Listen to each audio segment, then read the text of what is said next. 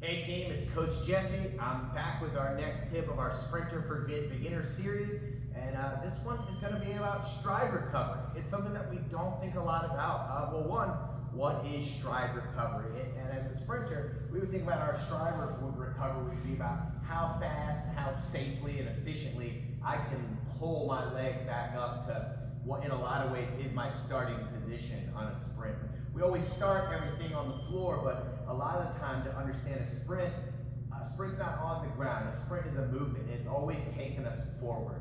And so we always kind of want something like our knee is the thing that we're following. It's taking us where we want to go.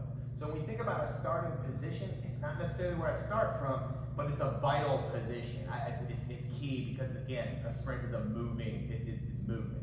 So for here, I think I want to have my biggest possible step for a couple of reasons. One, because it's efficient. When I take a whole lot of fast little steps, I wear myself out pretty quickly into it.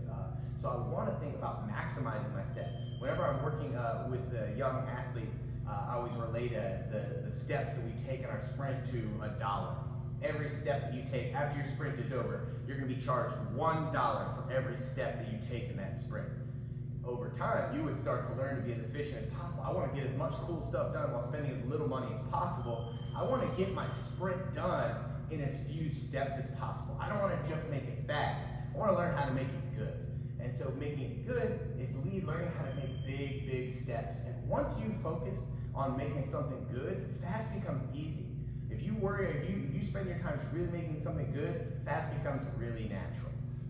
With the kids, whenever we're working on our sprint, I always say, we're not trying to get from one place to another as fast as we can. We're trying to get from one place to another in as few steps as we can. Now this is one, we work on this stuff in the warm-up, but pretty limited because it's something that's a little bit funny. This isn't something most adults get to work on very often, but this is a warm-up that you guys can do. It's a bicycle, because really, if you were looking at like really efficient sprinters, when they're up in their top speed phase, if you start to look, they look like they're pedaling a big bicycle. So what we do is, we're gonna lean on this wall. We're not gonna lean hard on it. We really have it just there to hold our balance. What's really gonna hold us is our right foot.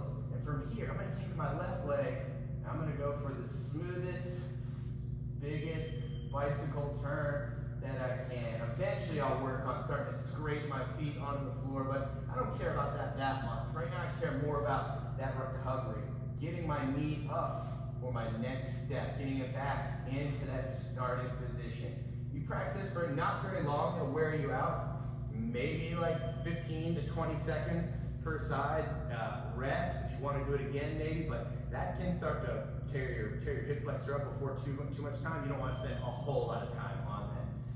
But again, you really want to just be able to practice those big bicycle steps. Remember, we're trying to take as few steps as we can in our sprint.